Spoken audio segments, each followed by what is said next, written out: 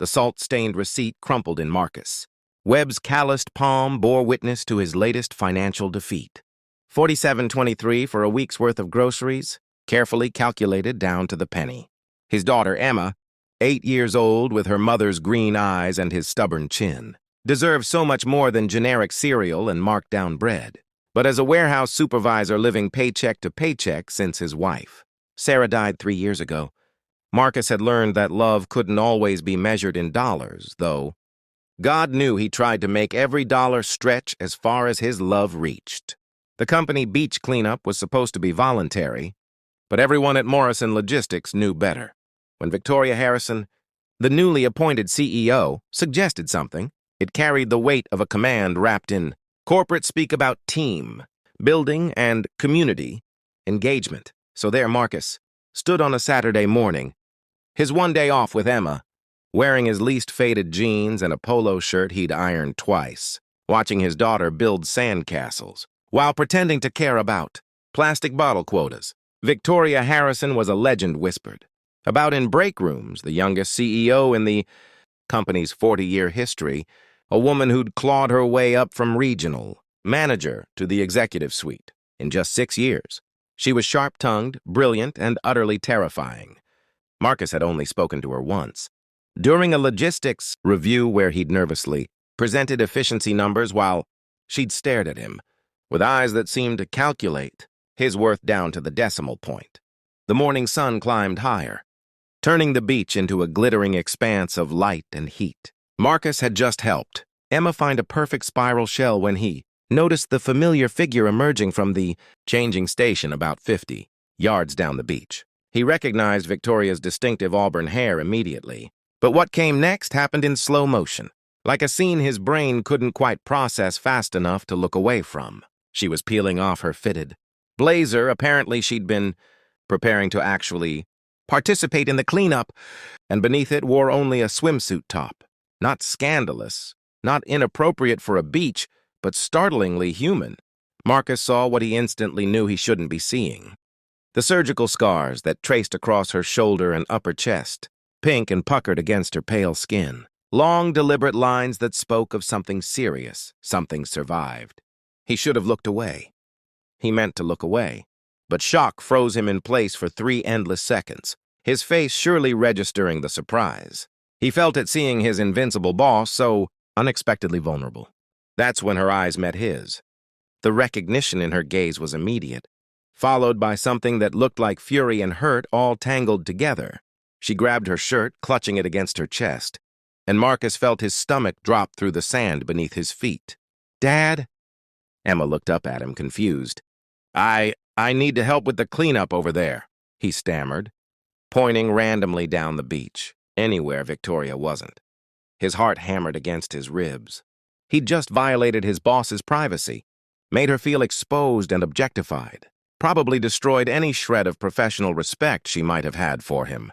Monday morning would bring his termination, he was certain of it. Single dads who made CEOs feel uncomfortable didn't keep their jobs, no matter their efficiency ratings. He spent the next hour in agony, mechanically picking up trash while stealing guilty glances to see if Victoria was watching him, judging him, planning his demise. She'd put on a loose linen shirt and was working the other end of the beach with a group of executives, her body language rigid and closed off. The cleanup ended with lukewarm lemonade and hollow congratulations about community spirit. Marcus was gathering Emma's beach toys when a shadow fell across the sand. He looked up to find Victoria standing there, her expression unreadable behind designer sunglasses. "Mr. Webb, a word?" His mouth went dry. "Emma, sweetie, stay right here, okay?" They walked several paces away, far enough that Emma couldn't hear, but close enough that Marcus could still see her. He braced himself for the axe to fall. "I'm sorry," he blurted before Victoria could speak. "I didn't mean to. I wasn't trying to. It was an accident. And I know that sounds like an excuse, but I swear I wasn't—" "Marcus." She removed her sunglasses, and he saw her eyes weren't angry. They were tired. Sad, even. "I'm not going to fire you." Relief and confusion warred in his chest. "You're not?" "I had breast cancer," she said simply, her voice steady but quiet. "Stage 3? They found it 4 years ago. The scars are from the mastectomy and reconstruction. She looked out at the ocean, her jaw tight. I usually hide them. I don't like people at work knowing. It changes how they see me, from competent to fragile, from demanding to bitchy because she's sick. So I'd appreciate your discretion. Of course, Marcus breathed. I would never. Ms. Harrison, I'm so sorry you went through that. She glanced at him sharply as if checking for pity. Whatever she saw in his face must have satisfied her because her shoulders relaxed slightly. You have a daughter. Emma, she's 8. Your wife? Died. Car accident. 3 years ago. Something shifted in Victoria's expression, a recognition, perhaps of kindred survival. That's why you never come to the evening networking events. I can't afford a sitter, and Emma comes first. He said it without apology, though he'd been lectured before about career advancement opportunities. Victoria was quiet for a moment. I noticed your efficiency reports. You've reduced warehouse sorting time by 11% in 6 months. Marcus blinked at the sudden shift. Just reorganized the flow patterns. Common sense, really. Common sense isn't common. I've been reviewing managers for potential promotion to regional operations coordinator. It comes with a 40% salary increase and better hours, mostly day shift, less weekend work. His heart stuttered. I didn't apply for that position. You didn't know it existed. I'm creating it. The company's expanding, and I need people who can think systematically, who understand that efficiency isn't just about numbers, it's about people. Working smarter, not harder. She met his eyes directly. I'm offering it to you, if you want it. Marcus felt dizzy. 40% more money meant Emma could have new school clothes instead of thrift store finds. It meant birthday parties and maybe even a college fund. It meant breathing room, finally, after 3 years of drowning. Why? The question escaped before he could stop it. After what just happened? You looked away, Victoria said quietly. You were surprised, yes, but you looked away. You didn't leer, didn't make a comment, didn't treat me like a spectacle. You saw something private and tried to unsee it. That's more respect than I've gotten from half my executive team when they found out about my diagnosis. She slipped her sunglasses back on. Plus, your daughter is building a structurally sound sandcastle with a working moat system. Anyone who teaches a kid that kind of engineering thinking deserves a better salary. Marcus laughed, a sound somewhere between sob and relief. She wants to be an architect.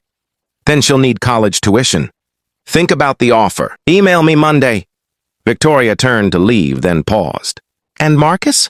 We all have scars. The brave ones just learn to live with them showing sometimes.